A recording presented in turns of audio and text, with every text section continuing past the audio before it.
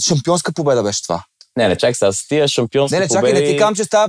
Казвам ти, че с такива мачове... Тия клишета направо. Каква шампионска победа през октомври? Ти какво разбираш шампионска победа? Победа сигнализираща, че Левски е тръгнал по пътя към титул. Което е нелепо да се каже през октомври.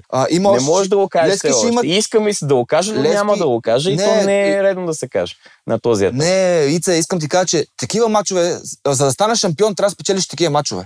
Естествено. Ще има 4, 5, 6 такива трудни мача. Просто е много рано да кажеш шампионска победа за това. Но и наистина беше грандиозна победа, с оглед на това, че Левски просто изключително рядко печели в Варна, пък камо ли с разлика.